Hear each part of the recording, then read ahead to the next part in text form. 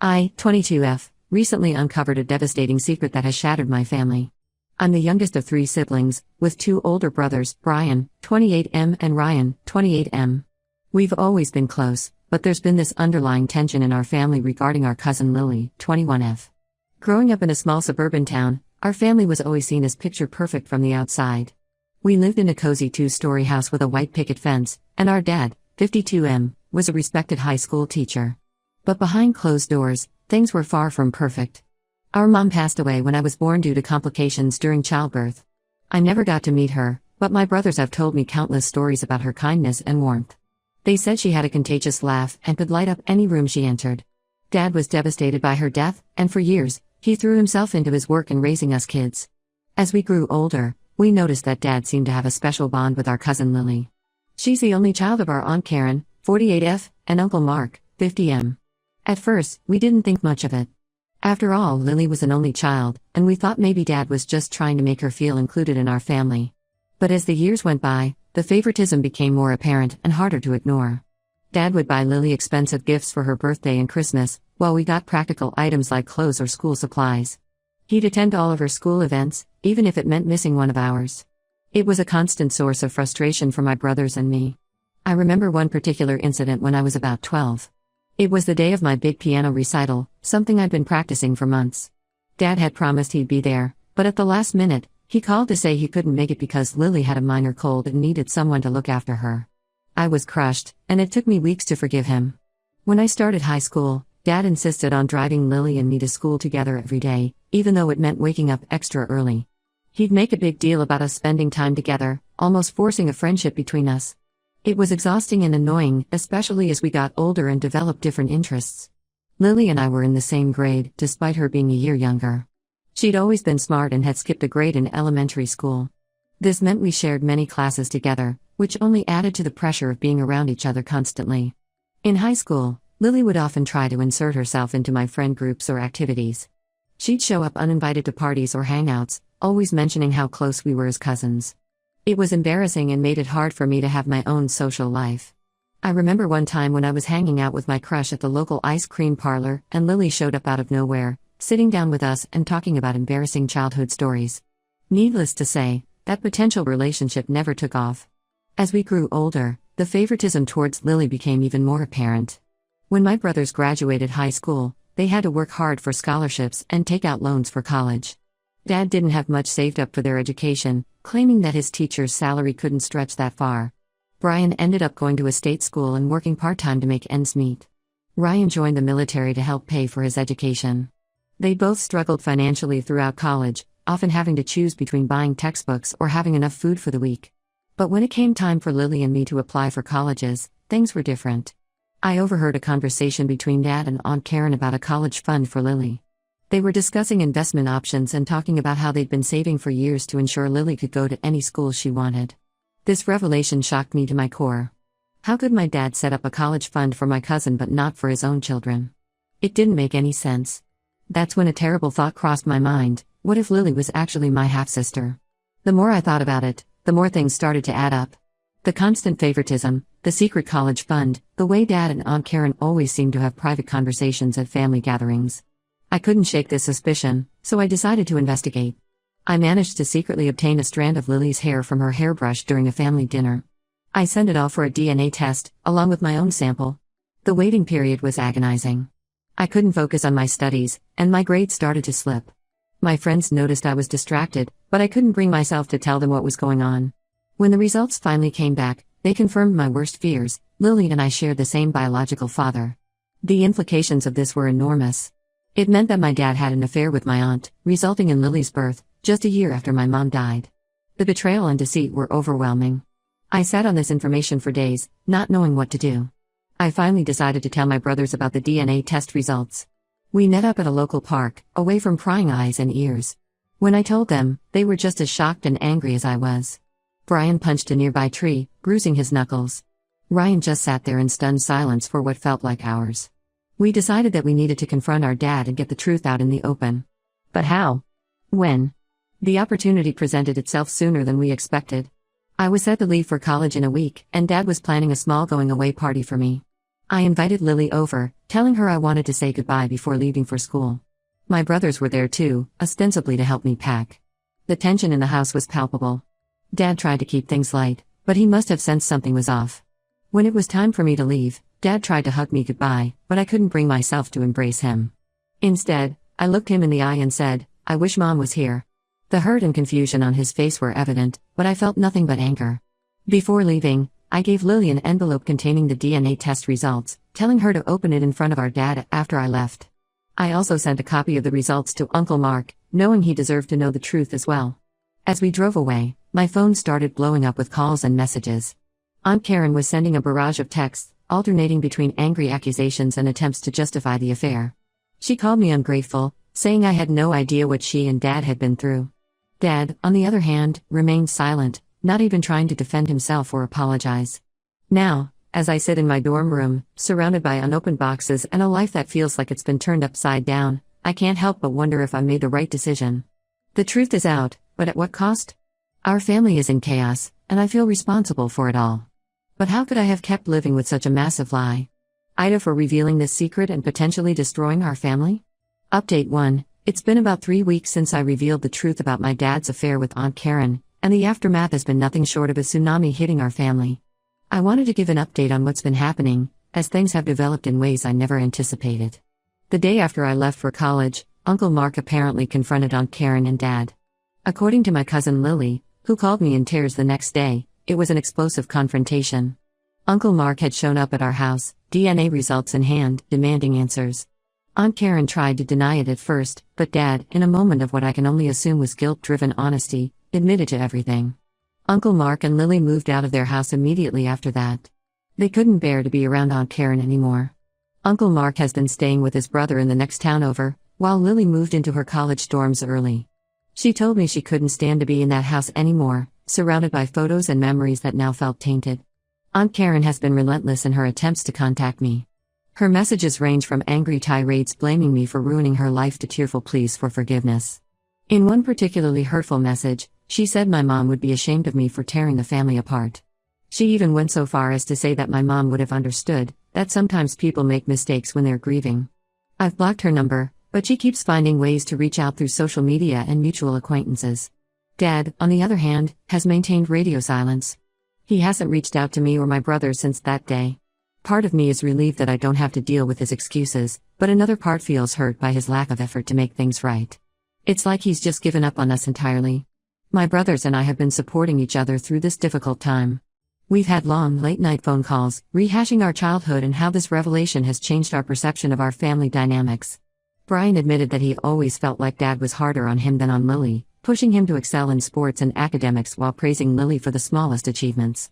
Ryan shared a memory of overhearing Dad and Aunt Karen having a heated argument when we were kids, something about keeping promises and maintaining appearances. At the time, it didn't make sense, but now it's painfully clear what they were discussing. Lily reached out to me a few days ago. She was understandably upset and confused. We had a long, emotional phone call where she told me how betrayed she felt by her mom and our dad. She said she always wondered why her dad, Uncle Mark, seemed a bit distant at times, and now it all made sense. There were times when Uncle Mark would look at her with a strange expression, almost like he was searching for something in her face. Now we know he was probably looking for traces of our dad. Lily asked if we could maintain a relationship as cousins, ignoring the half-sister aspect. I agreed, as I don't want to punish her for our parents' mistakes. But I'd be lying if I said it wasn't awkward. Every time I look at her now, I see our dad, and it brings up all these complicated emotions. Uncle Mark called me as well. His voice sounded tired and strained, like he had aged years in just a few weeks. He thanked me for having the courage to expose the truth, even though it was painful. He told me he had always had suspicions about Aunt Karen and Dad's closeness but never wanted to believe it. There were times when he'd come home early from work and find them in deep conversation, only to have them quickly change the subject when they noticed him. He said he felt like a fool for not trusting his instincts sooner. He's filed for divorce and is seeking full custody of Lily, even though she's legally an adult now. I think it's more of a symbolic gesture, a way of asserting that he's her real father, regardless of biology. Lily seems torn about it all. She loves Uncle Mark, but she's struggling with the idea that the man she thought was her father for her whole life isn't biologically related to her. The extended family is divided on the issue. Some relatives are supportive of me and my brothers, praising us for standing up for the truth. My grandmother, Dad's mom, called me to say how proud she was of me for being brave enough to bring this to light. She said she had always felt something was off about Karen and Dad's relationship but could never put her finger on it. Other family members think we should have kept it a family secret and are angry that we've ruined 2 marriages. My aunt on Mom's side, in particular, has been vocal about how disappointed she is in me. She thinks I should have confronted Dad privately instead of airing our dirty laundry to everyone. But how could I have kept something like this quiet? I'm trying to focus on my studies at college, but it's been challenging with all this family drama swirling around. My grades have slipped a bit, and I'm considering talking to my professors about getting some extensions on assignments. It's hard to concentrate on calculus when your entire family structure has imploded. My roommate has been incredibly supportive through all of this. She's been a shoulder to cry on and has helped keep me grounded. She even organized a movie night with some of our floor mates to help take my mind off things for a while. Despite the chaos, I still believe I did the right thing by revealing the truth. The lie had gone on for far too long, and everyone deserved to know. However, the guilt of being the one to cause so much pain still weighs heavily on me. I can't help but wonder what my mom would think of all this if she were still alive. Would she be disappointed in Dad? In me? Or would she understand why I had to do it? As I navigate this new reality, I'm trying to take it one day at a time. Some days are better than others. But through it all, I'm grateful for the unwavering support of my brothers. We've always been close, but this ordeal has brought us even closer. We're all we have left now, and we're determined to stick together, no matter what. Update 2. It's been about 2 months since my last update, and things have somewhat settled into a new normal for our family, though the tensions are still high and the wounds are far from healed.